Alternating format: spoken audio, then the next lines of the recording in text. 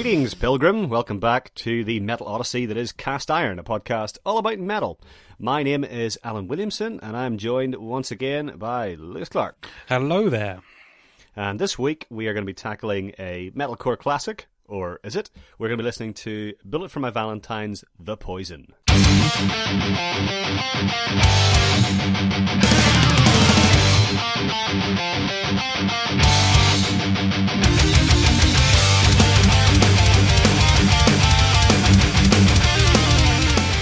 So, Lewis, how are you doing?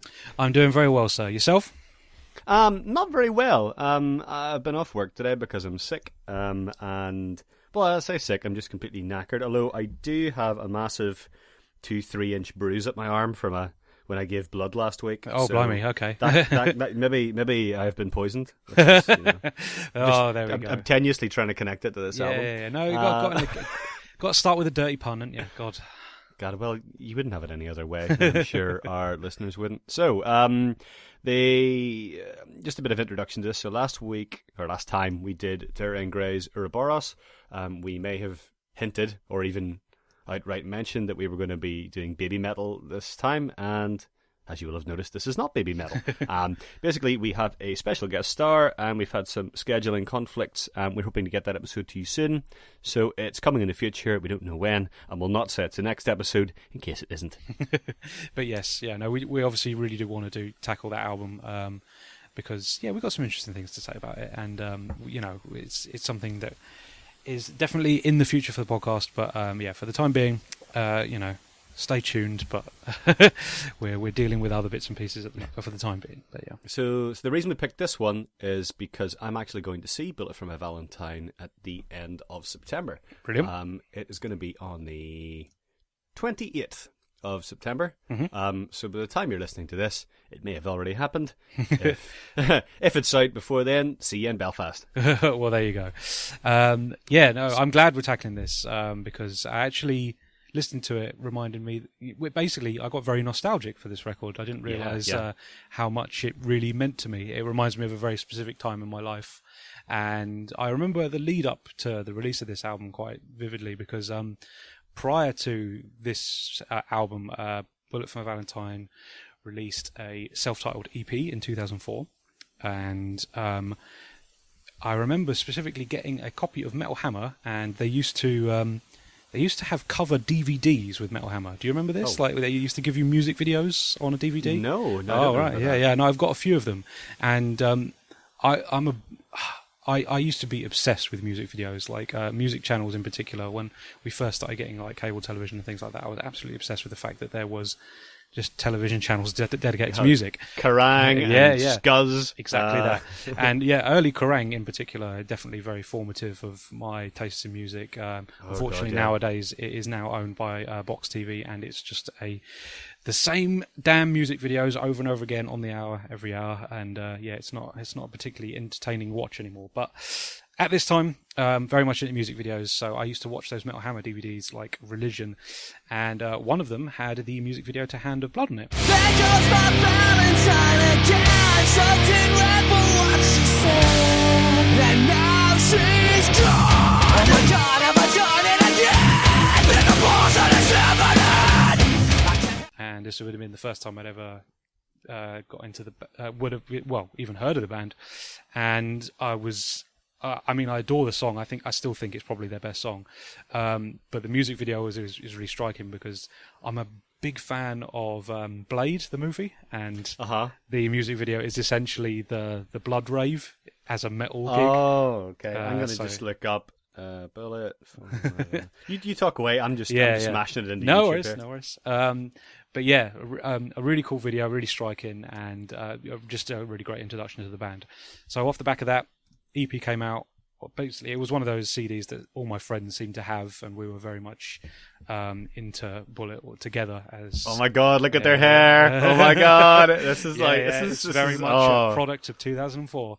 But it was just one of those bands. We all really sort of clung to them, and we were very excited about The Poison. And it was, again, another record that we all seem to own, we all seem to love. There was lots of good tracks on it. And they really blew up big time. the label that released the Poison is a label called Visible Noise, and they're also famous for breaking bands like Lost Prophets and Bring Me the Horizon. So, lots of big bands to their name. Mm-hmm. And this album really just brought them into the limelight. And for a while, Bullet For My Valentine seemed like they were going to be the next big British metal band. But I think... This is it. Actually, in a sense, they still are really, really big. They are a very popular band. Somewhat inexplicably, but we'll get to that as we go on. I think they plateaued a little bit sooner than perhaps they might have wanted to. But it's a bit like Trivium in the American scene. Yeah, not definitely. that dissimilar band, but again, they were hyped up as being like the new Metallica. Mm-hmm. And I was reading in Wikipedia earlier that Bullet started off playing Metallica covers whenever they first formed. Well, that does not surprise me. but I like Trivium, but they're a band that don't really live up to their potential, and that's why the Poison was so exciting when it came out, is because it did have a lot of potential in it. I would have been in university when this album first came out, and it was my brother got me into them. Okay. And it quickly became one of the albums that psyched me up before I went into exams. So I'm really, really familiar with a couple of tracks on it. So we should probably talk a bit about the context of what kind of music this is and where it came from. Because, I guess Bullet, they sort of call themselves a heavy metal band, which is a way of, dodging any kind of subgenres. But I would probably call it metalcore, or something like that. Melodic metalcore. I don't really know what the difference is. If you're not familiar with metalcore, I suppose the best definition is, it's supposedly a melding of both hardcore punk and metal, but for me personally, I don't think that really sort of hits the bill too well. I think I would say it's very much it's like popular music mixed with heavy metal. It's very approachable, very digestible, very hooky, and it's still a very heavy metal genre, but at the same time it's a lot more approachable. I would almost say it was sort of like a gateway into heavier things, very much in the similar way that the late 90s and early 2000s we had new metal, which was very much the gateway.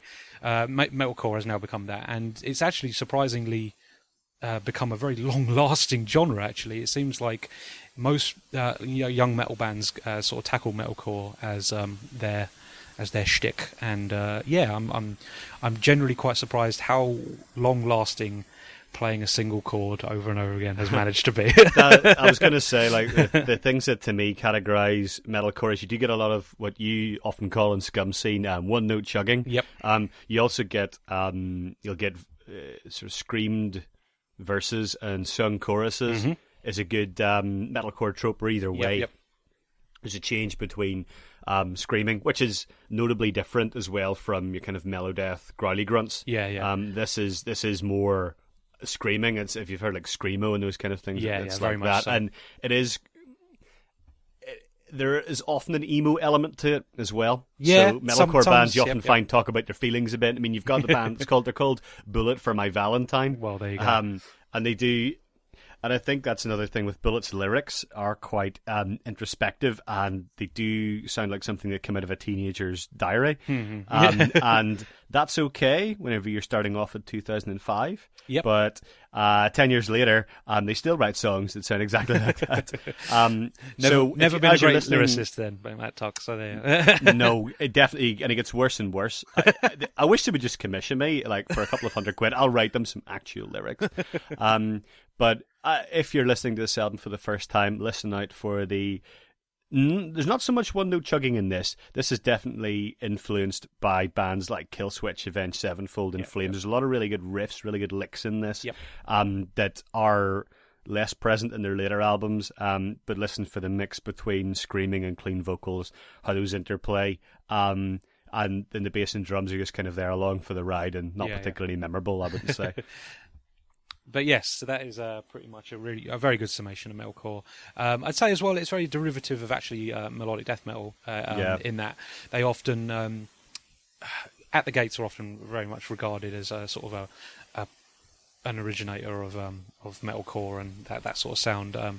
And Killswitch Engage very much being the standout band that sort of really adapted it into what it is as its current format. They really brought it into the spotlight, and I think they're probably the biggest of those bands as well, compared to some more underrated ones. Like, well, there's loads of metalcore bands. You've got like Shadows Fall, Unearth are another pretty good one. Still Remains. There's loads of metalcore bands. Yeah, some of which are even worth listening to. Oh yeah, completely. But we'll save that until the end. So Bullet, as I said, they have a new album out that they're touring. It's called Venom, and it came out last month. So this marks a decade of Bullet albums. I know, which is very weird to think about. When I checked the back of the box and saw 2005, I was like, wow, this album has been in my life for a decade. That's really very strange to think. So they've got 5 albums, and I will list them in chronological order, which is also kind of descending quality. So you've got The Poison, then you've got Scream Aim Fire, then Fever, then Temper Temper, and you've got Venom. But Venom's actually better than Temper Temper, because when you reach the bottom, there's only one way to go. But Bullet are kind of...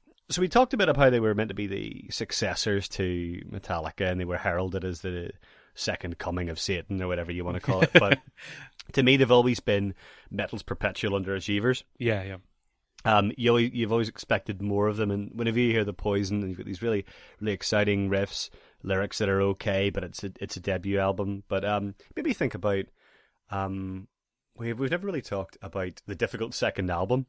No, we haven't, and that's obviously I don't know if it's a strange thing, because I think that's very much a term of a certain generation, and I definitely remember sort of seeing that as I was reading reviews for the first time in magazines and things like that. People will often talk about sophomore records being a difficult thing to overcome. Like, can you actually progress on, what you've achieved on your debut? And for me personally, I still think Poison is probably the greatest achievement of this band. But don't get me wrong, I don't think the sophomore, which is Scream Aim Fire, is nearly as bad as people seem to make it out to be. It's good. I think it's a very good record. It's got some outstanding songs on it. As a record, it is too long, and if you have the deluxe edition, that is a real exercise in patience. Oh yeah, totally. I do, and I think that is. I'm glad you picked up on that, because I think that's really sort of hurt my opinion of that record. Same. How long it takes to go through. But yeah, let's kick off into The Poison now, because let's down The Poison. So you open up with the intro, which I believe features Apocalyptica. It does. The only guest appearance on this record, and it's strings in this opening intro. Very pompous, very overblown introduction. It's really pretentious. But then it kicks into Her Voice Resides, which I would say is probably the heaviest song on the album, bar none.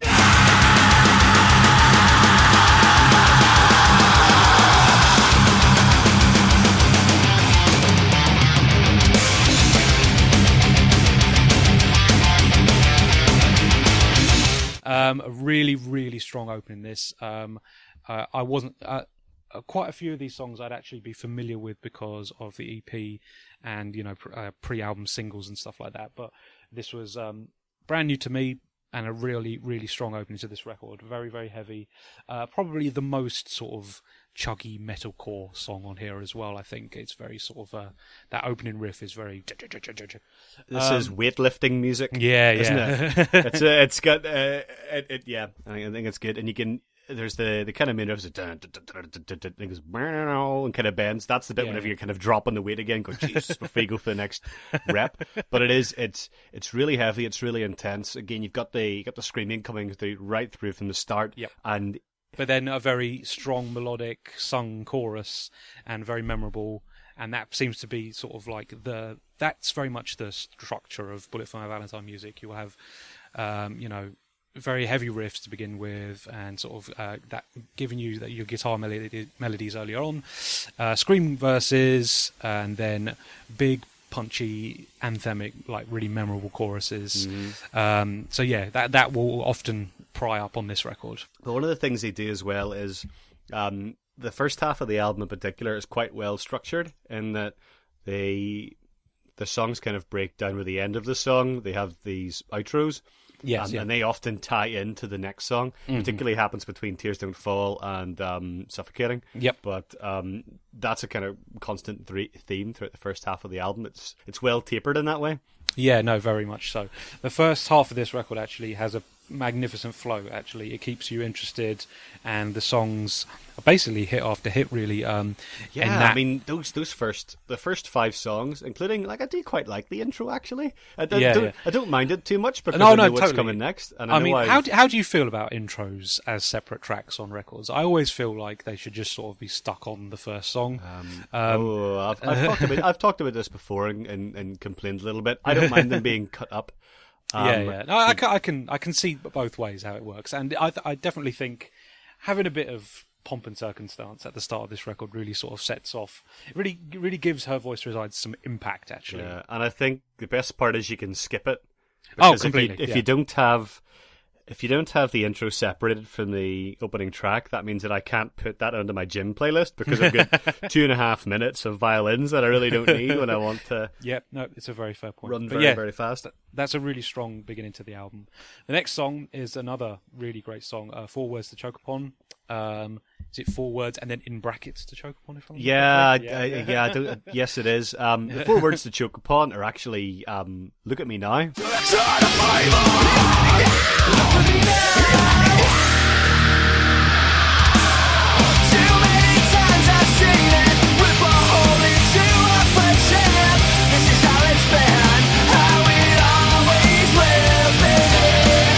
Yep. Quite often repeated in throughout the song. If you hadn't figured that bit out, because you think 4 words to choke about, it's like "I still love you," something like that, but now it's just "Look at me now." And I think the idea behind that was Matt Tuck sort of saying, everybody said we'd amount to nothing. He said our haircuts in the Hand of Blood song were ridiculous, but look at us now. Our hair's a little bit longer, and the dye is starting to fade. But this was actually released as a pre-release single, and in certain regions, I think mainly America, their debut self-titled EP was re-released as 4 Words to Choke Upon with that song added onto it. In particular, I think the American release was done on Trustkill Records, who, if you want a bit of further reading, a bit of entertaining reading, you should definitely read the story of Trustkill Records, because it is both pretty funny but also quite depressing. But yeah, there you go. That can be a bonus episode at some point. Yeah, I'll save that for another thing. But yeah, definitely go do that. Do some reading. But 4 Words to Choke Upon, really good song. Again, it's got that screamy verses and then a big punchy chorus that you can really get behind. Very anthemic, very much a modern take on old school sort of like thrash and heavy metal. I still think it's a really great song. It's a great song, and it's, again, what is really good about this album is that it's got so many really great hooks. Like, it's got a really, really nice guitar lead. Yep. And they also do a lot of the, I don't know how to describe it, they do a lot of like interesting bends. And they're kind of noise, and you can please cut the actual sound over that noise I just made. But they do a lot. They've got a lot of bends. And there's a lot of groove to it. Oh, completely. Yeah, definitely. And the thing with this song in particular as well, again, this gets me quite nostalgic because there's the line "Rip a hole into my friendship." Is it? Oh, it's like too many times I've seen it. Rip a hole into my friendship. This is how it is, how it always will be. Is that it? But yeah, that's the one. But for whatever reason, my girlfriend at the time used to sing it as "Rip a hole into my foreskin," which always amused me. So that will always give you a good grin whenever I hear that line. What kind of relationship were you in? Were you grinned whenever she said that? Because if my girlfriend said that to me, I would recoil in horror, removing all sharp objects as I left. I've got a terrible sense of humour, Alan. I'm sorry. Look at me now with a massive hole ripped in my foreskin. Wow. But yes, there we go. 4 words to choke upon. Right, let's to choke upon. Look at my foreskin. It's an absolute mess. It looks like the cover of The Poison. It's disgusting. Maybe that's what that girl's looking at. The guy's shadow. That's. That's ruined that forever for me. So then Alan is talking about the album artwork, by the way, at the moment, which, if you're not familiar with, is what would appear to be a woman who's been shot lying on the floor in an open doorway with the shadow of someone standing over her. And her cleavage is heaving because it's a Bullet For My Valentine cover. Yeah, well, there you go. It's not quite as bad as Fever, which is a naked woman with a crab's claw for an arm covering her boobs. Yeah, very strange. I think I remember when that artwork came out. I used to be addicted to a website called metalsucks.net. Really good metal news website if you never checked it out. And their comment on the album was, "Bullet For My Valentine seemed to have a crab claw fetish." It's really odd. Really, yeah. quite something. That it looks like it would really rip a hole into your. Well, let's not continue to return to this terrible joke. I can't get it out of my head. It's perverse. There you go. You're never going to hear anything other again. That's what I'm saying. Thanks for ruining that song for me. But let's move on to what I would say is the first sort of rock ballad of the record. This is the really emo song. Yeah. So this is Tears Don't Fall. Your tears don't fall, they crash around me. Her conscience calls the guilty to come home. Which I did some little bit of research prior to this, and I had a look on Bullet For My Valentine's Last FM page, and it would appear that Tears Don't Fall is their most popular song, which I'm very surprised by, actually. It's what we said. But no offence to Tears Don't Fall, it's a really good song, really memorable song. The chorus in particular is really catchy, something that, once you hear, you'll probably be whistling for days. But what I really like about this song, which is lost on the single version, is the middle eight has a really thrashy, it speeds up and it does this really lovely sort of galloping thrash middle eight, which is fantastic.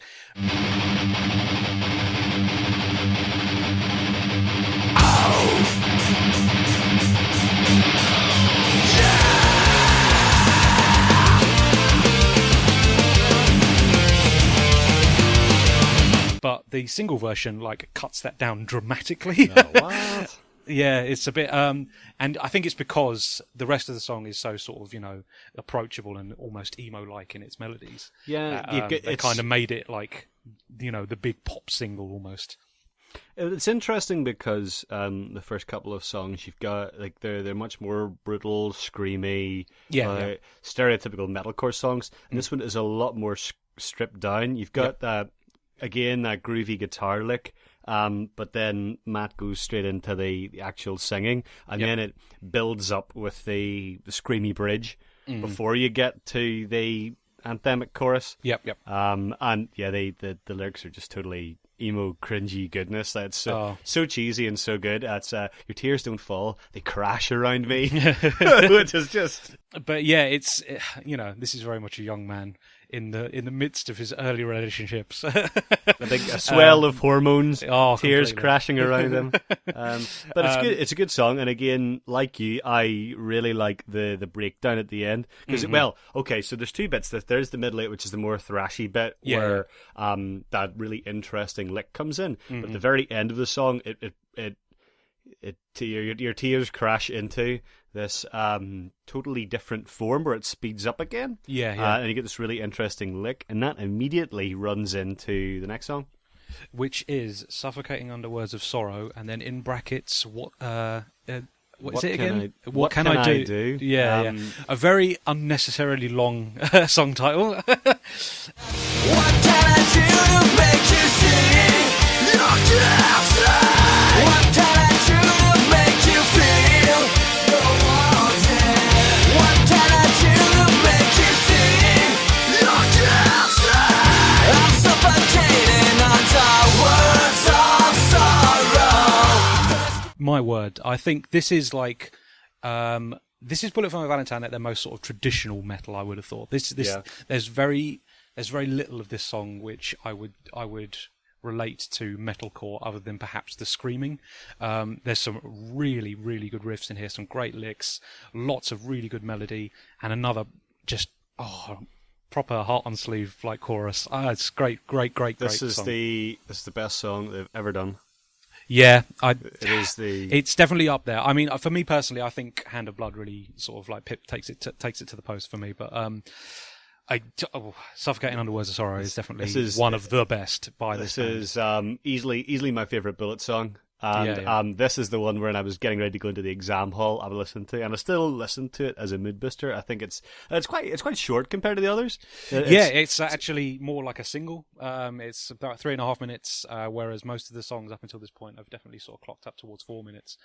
But again, like it's supremely catchy lick that is almost in flamesy. Again, you say it's getting back to that kind of modern melodeath sound. Yeah. It's almost like something that crept in off Colony, which is probably why my brother likes it so much. It's one of his favourite jamming songs to play on the guitar. Oh, brilliant! Yeah. I can see that. And it's probably the second best solo they've ever done. One of the things I find with Bullet, and not so much in this album, but certainly Scream, Aim, Fire and Better, is that they are not great at writing songs, like holistically.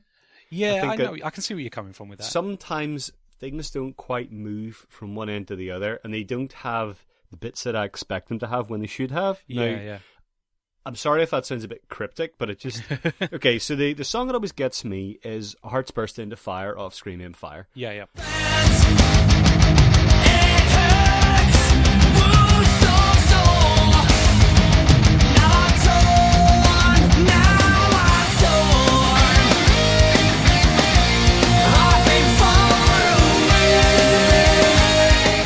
If a Bullet song ever needed a solo, it is that song, because it builds up and up and up, and then it doesn't have a solo. Yeah, plateaus. It's kind of plateaus and peters out at the end. Yeah. And I feel like they never quite get the composition right. They're good musicians, without the songwriting chops. Yeah. No, definitely. And I think that is where it doesn't matter so much for a first album, because a lot of those songs. I mean, moving back to this idea of the difficult second album, obviously all the songs in your first album have been toured to death, and you know what people like and what they don't, and you have so much time to change them, and songs change between initial EPs and what do you call them? What's their name? Bootlegs. Yep. And live recordings up to the finished product. Yeah. But Suffocating to me is one of the, like, that song just makes sense from beginning to end. It just goes, here's the verse, here's the chorus, here's the verse, here's the chorus, here's the solo, wasn't that good? And then, remember that verse? It's back again, the end. And then it's like, yes, that made perfect sense. Everything about that was great. Everything about it is just, that to me is 3.5 minutes of metalcore perfection. Oh, completely, definitely. And I think we should probably say as well that there's absolutely no point in us trying to guess what each other's favourite song is, because I'm pretty sure we're both in agreement that Suffocating Under Words of Sorrow is... That is the first time we've agreed. Yeah, the highlight of this record. whenever you said to me, Her Voice Resides is definitely the heaviest song, a little light bulb went off, like, Lewis likes heavy songs. I thought that. But this one is clearly the best. It's just structurally, Suffocating's an absolute wonder in comparison to Her Voice Resides. I mean, no offense to it, because I do love me heavy, but Her Voice Resides is a great opener, whereas Suffocating Under Words of Sorrow is a great song. So there you go. And the reason that we have mentioned all of the first 5 songs is that it was a bit downhill after this. Yeah. So the next song following this is Hit the Floor. Why do you take it all? Why do I beg for more? I never thought that this is how I've lived before. And I think this is very much where the album sort of begins to sag. It's a strange one, because the rest, outside of the singles and maybe a couple of other songs, this album definitely feels like it's got a lot of filler to it.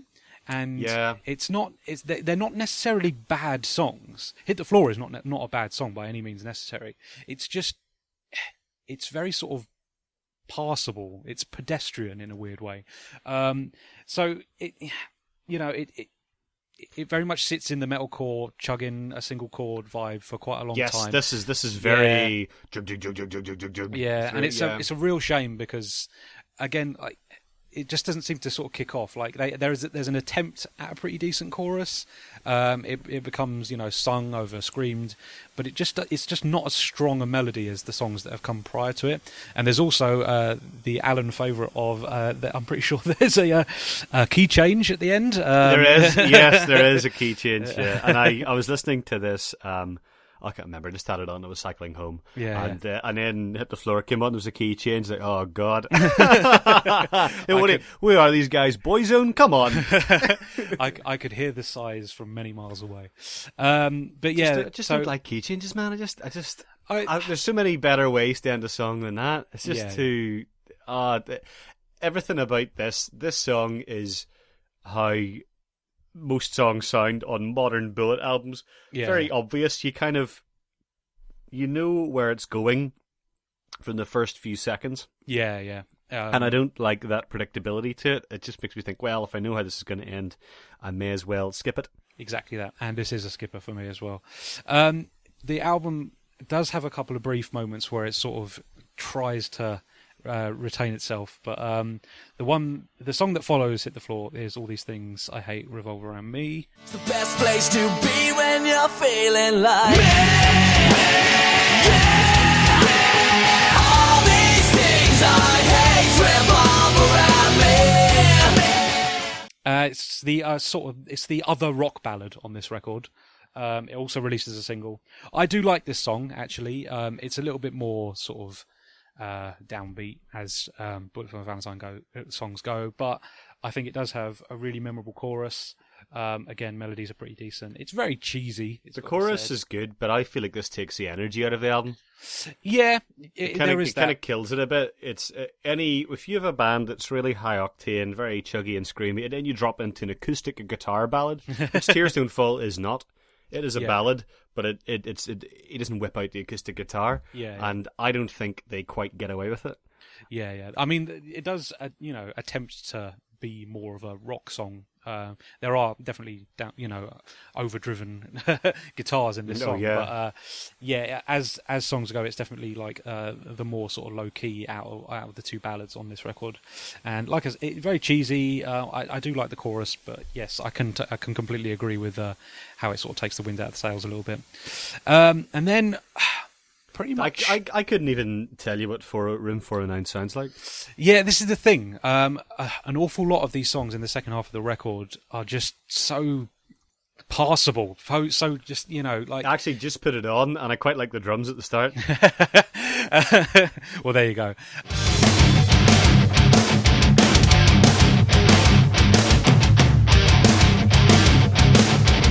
But for me personally, I think an awful lot of these songs, Room 409, Spit It Out, The End, they're all just sort of passable, forgettable songs. They're not going to be they're not going to be anybody's favourite songs off the Poison. And even the title track itself, I'm not a particularly big fan of it, and I'm really surprised that they use it as the title track, to be honest with you.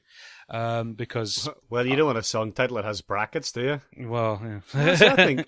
I think The Poison is a really solid one, and again, it's by no means imaginative. It's got very much "We are screaming, we are screaming lots." That's like a lot of the songs sound like that in this album.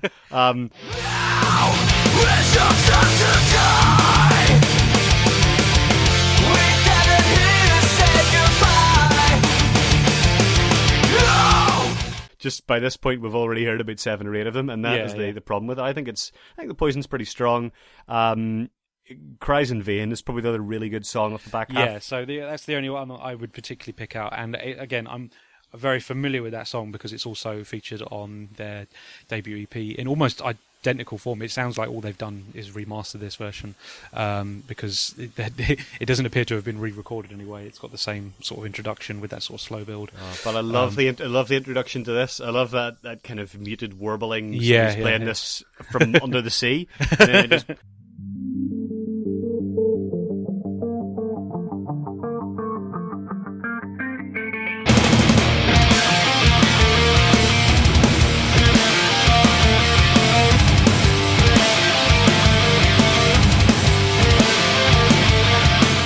blasts in, and it's really interesting, and it's not as metalcore-tastic as some of the other ones. No, it's very much as quality goes. If it sat in the first half of the record, I think people would love it a lot more than it probably is, in the second half of the record. But I think if you swap this song and with All These Things I Hate, you might get through the album in one piece a bit better. Yeah, no, I can see that. Definitely, that's definitely a good shout. Because I'm looking at my iTunes star ratings, and the only ones I've given 3 stars to are All These Things I Hate, Spit You Out, and The End. Right, yeah. That's a fair assessment, I've got to say. I'm amazed that people actually use the star ratings on iTunes. Wow. Oh, yeah. Well, this is where Apple Music has fucked everything for me, because it's now 1 to 5 stars plus a heart, and the heart determines your recommendations in Apple Music. Right, okay. So for the purposes of Alan's official album ratings, I give The Poison 4 stars and a heart. Everything has 4 stars apart from the aforementioned. Suffocating's got 5 stars and a heart, and Forwards to Chocopont also has a heart and 4 stars. The other album, Scream Aim Fire, I've given 4 stars. Fever, I've given an incredibly generous 4. Temper I haven't even bothered rating it, and Venom's pretty much a 3. Well, fair enough. So there you go. That was a totally subjective rating that will mean nothing to no one. Thank you for indulging me for 20 seconds. There you go. The only other song I'd like to talk about particularly is Spit You Out, simply because it has a particularly cringy moment where they sample a section from a Bullet For My Valentine show, and it's like, ladies and gentlemen, Bullet For My Valentine. And they go, let's rock out. And it's like, what? Yeah. This isn't... And it confuses you because it's not live. Yeah, no, completely. It's really bizarrely put in there. Bullet For My Valentine!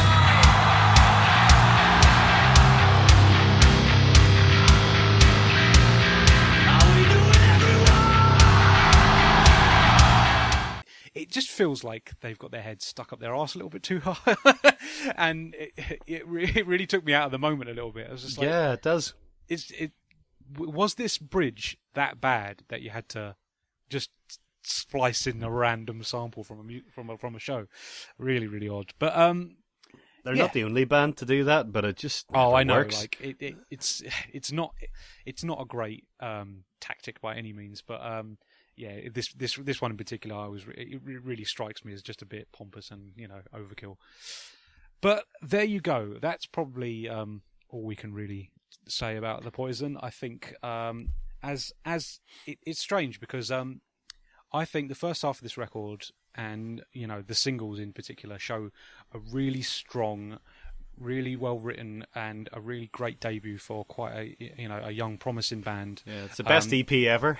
This is the thing. I was thinking about this afterwards. This would have been a much better mini album than it would an album if you cut off an awful lot of the stuff in the last half of it. And it also made me think, wow, I don't rate this album nearly as high as I thought I did. Yeah, well, actually, I still love it, but it's very much love for the first half. Yeah, exactly that. And, it makes me think maybe Bullet actually weren't all that great to begin with. They showed promise, but they've never really delivered on it. I'm going to be a little controversial here. Go on. As I clicked through my Bullet album ratings, Scream Aim Fire without the deluxe tracks might actually be a better album. You reckon?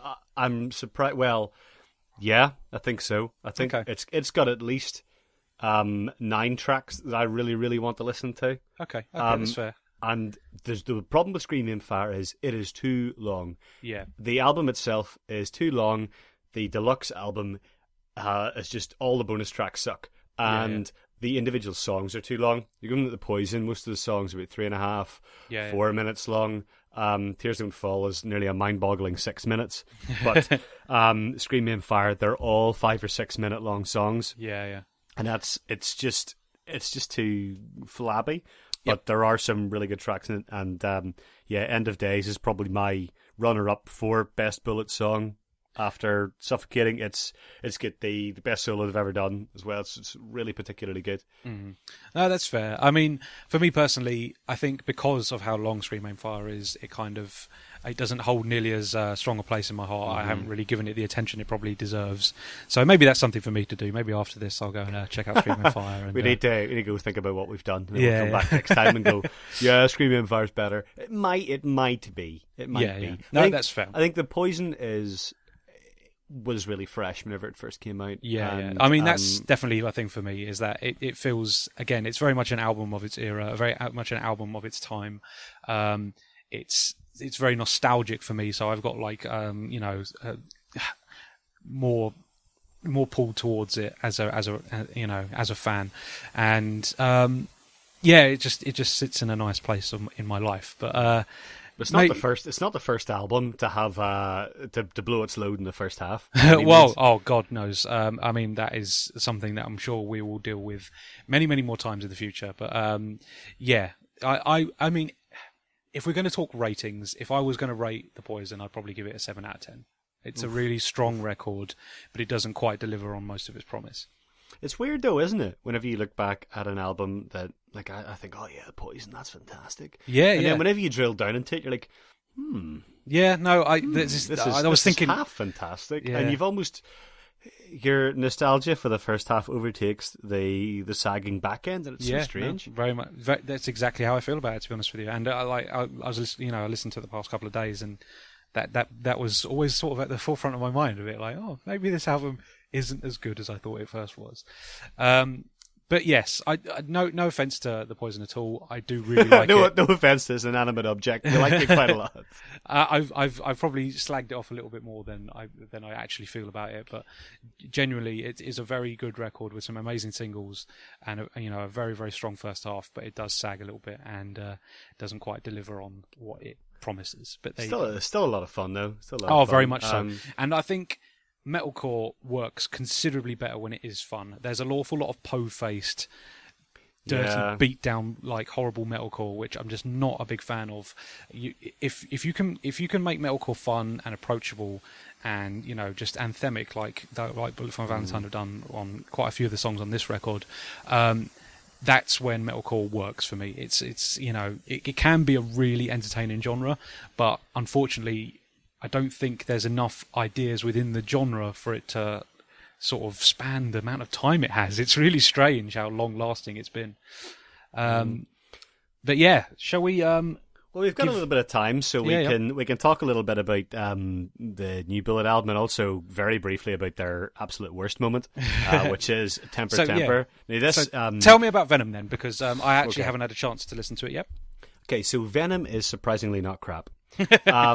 The first single off it is called No Way Out, and after listening to Temper, which is the previous one, I really thought Bullet were done, and I was never going to enjoy their music again. It's really that bad. Featuring Tears Don't Fall Part 2. Yep. And and the Diabolical Riot, which is hopefully the worst song they'll ever release, or indeed the worst song most bands would ever release. No Way Out is really, really good, and it's back to... It's quite similar to Screaming Fire style. Screaming Fire, they got a bit faster and a bit thrashier and a bit more intricate. And I think whenever they look back on it, they now think, we put a bit too much into this. Mm-hmm. But I don't know. It's hard to say. Oh, it's a return to form, because we've just established that their form was never that great to begin with. Well, yeah, there you go. I think there are a couple of tracks I really, really like on it, and in stark contrast to Scream, Aim, Fire, I think the deluxe edition of this is well worth listening to. Okay. Because some of my favourite tracks are on the deluxe one. There's one called Run For Your Life, which is really good, and Raising Hell, which they released as an independent single. Yep. It's very good. I've seen I was looking at the track listing on Wikipedia actually, and Japan have their own exclusive bonus track, and I haven't listened to it yet, but it's a cover of Ace of Spades, and I don't know how well that would work, to be honest with you. In my head, I don't know if it works well at all, but I'd be very curious. It sounds absolutely abysmal, doesn't it? It's just, you can feel your skin crawl a bit. On paper, yeah, but I think that Venom, if you listen to it and you're new to the band, will sound very, very similar to The Poison. Okay. And I mean that in a bad way, because I expect the band's sound to evolve in a decade, and to me, the songwriting is not really any better. If you so my favorite song of Venom is a song called Skin. Okay. Just because it's really, really catchy. Okay. But I think it's got an absolutely stoating riff to it, as Jim Trinka would probably say. It's really, really catchy, but I do think that the songwriting never really improves. It never really surprises, and it's not particularly inspiring. It's just kind of good for what it is. Yeah.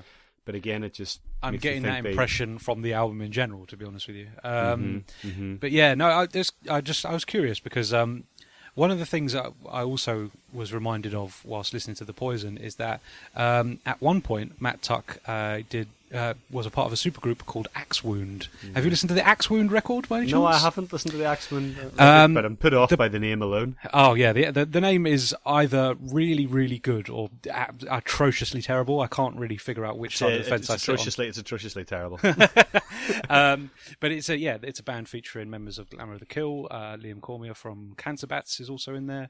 The drummer for Pitch Shifter is also in there. Oh wow! A really interesting record. But The Poison reminds me an awful lot of Axe Wound. It's very much Bullet For My Valentine at their heaviest and catchiest. You know, a good melding of both. So it's actually good then. It's good fun, honestly. I really do enjoy that record. I was surprised by how much I enjoyed it because I thought it was going to be another stale romp through metalcore territory. But yeah, it's again it reminds me of better times in the band's career, which I don't know if is a good recommendation or not, but it's certainly, if you're a fan of Bullet For My Valentine, it's definitely worth giving the Axe Wound record a go, just because, like I say, it reminds me of their heavier moments, and definitely The Poison in particular. The only thing I would say about Venom, if you go to listen to it, is after No Way Out, so we talked about The Poison and how it kind of flags after the really slow ballad. Yep. Venom picks up after the ballad, which is the self-titled track. Now, okay. Venom, my brother and I were listening to this, and he described Venom as Tears Don't Fall Part 3. Terrible. It's quite similar, but we need to talk about Tears Don't Fall Part 2, which I wasn't aware of until you told me. Yeah, I've told you before. Your tears don't fall. So what album does that appear on? That appears on Temper Temper. Okay. Temper Temper has one good track. It's called Not Invincible. It's on the deluxe version right before their cover of Whole Lotta Rosie, which I strongly recommend you skip. What is it with Bullet For My Valentine covers? I've got one of those Kerrang louder. No, I can't remember what they're called now. High Voltage, that's it. And one of them, they do a cover of Crazy Train by Ozzy Osbourne. Oh my god! And it's like, what? Can you stop, please? I appreciate that you like metal, but I think it's because I don't think Matt Tuck is a very good vocalist at all. I think he's pretty. I think he's serviceable. Yeah. But he doesn't have enough. It would just sound like a parody. Of it, almost. It would just be Bullet playing this. They're not a good enough band to put their own inflection to it. Now, if you're going to talk about metalcore bands doing bad covers, Killswitch Engage's cover of Holy Diver is shocking. See, I have a lot of fun with that cover. It sounds to me like karaoke. Holy Diver. And it's one of the most popular songs. It's off As Daylight Dies, isn't that right? I think it's a bonus track on it. But I really don't like their cover of Holy Diver. But it's better than Bullet's cover of Whole Lotta Rosie. God, I adore Whole Lotta Rosie, and I really don't want to know what Bullet For Valentine has done to it. I think you can already imagine it, can't you? Yeah, I can, and it's not good. But Temper shocking. Like the song Riot. Like, I'm telling you. Hold on, I'll get the. Let me just get up the lyrics here, because that'll save you having to listen. Riot lyrics, because this will save you having to listen to the song. Yep. Okay. Here are the lyrics. I'm just going to read these as they are. I'm not going to put too much effort into it. Go on. Are you ready? It's time for war. We'll break down these fucking doors, smash the windows, tear down the walls. We won't stop till it's all destroyed. Let it out, just let it show. We'll burn it down and we'll lose control. Set the fires. Can you feel the heat? Tonight we're alive. There's no time to sleep. Whoa! Riot! Whoa! Riot! Here come the sirens. Here comes the law. Whoa! Run from the sirens. Run from the law. Whoa! Round 2. Are you feeling alive? We'll overcome. Stop! We'll fucking survive. I'm stopping now, but I just had to get the brilliant riding to Are You Feeling Alive? We'll overcome, we'll fucking survive.